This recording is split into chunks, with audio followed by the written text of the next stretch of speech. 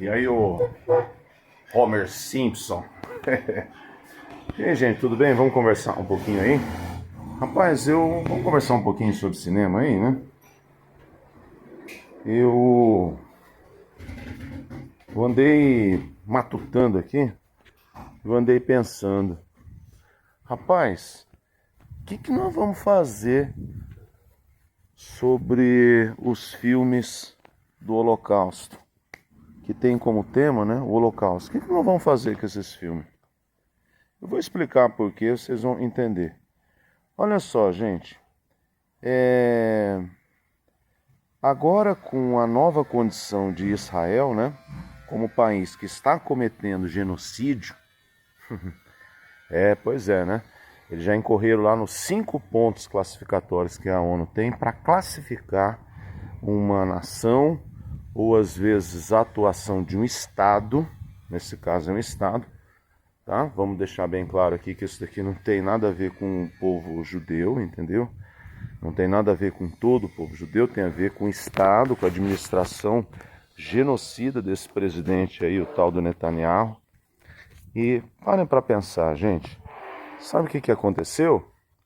Agora, depois de ver o exército de Israel pedir para o povo palestino correr para o sul, eles bombardearem o sul, ver o povo palestino, criança, mulher, indo correr para o caminhão de comida, o comboio ser metralhado, de nós não vermos guerra real entre o exército de Israel e o Hamas, porque a gente não vê essa guerra, a gente só vê, por exemplo, o exército achar túnel, né?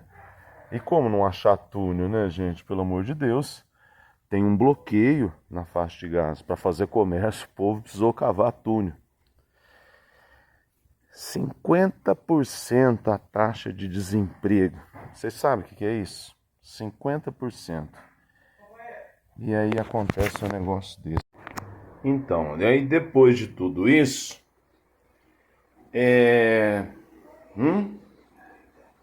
depois de tudo isso, como que nós vamos assistir os filmes como A Lista de Schindler? Como é que nós vamos aí ver os filmes sobre o Holocausto?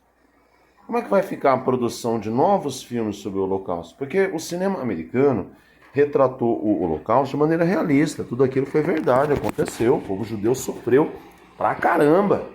Entendeu? Pra caramba. Sofre preconceito até hoje. Mas agora, com a atuação do Estado de Israel como genocida, com a imprensa, principalmente a imprensa brasileira calada, ou principalmente, por exemplo, acabou. Principalmente, por exemplo, principalmente, por exemplo, com os Estados Unidos aí, né, o Biden sendo fraco para tomar uma decisão e parar o morticínio. Como é que nós vamos ver esses filmes novamente? Como é que vai ficar a nova produção? Porque agora qualquer produção nesse tema, sabe o que vai aparecer? Vai aparecer propaganda para justificar isso aí, para justificar a barbárie. É isso que vai aparecer. Aí eu fico pensando na frase do Theodor Adorno: é possível poesia depois de Auschwitz?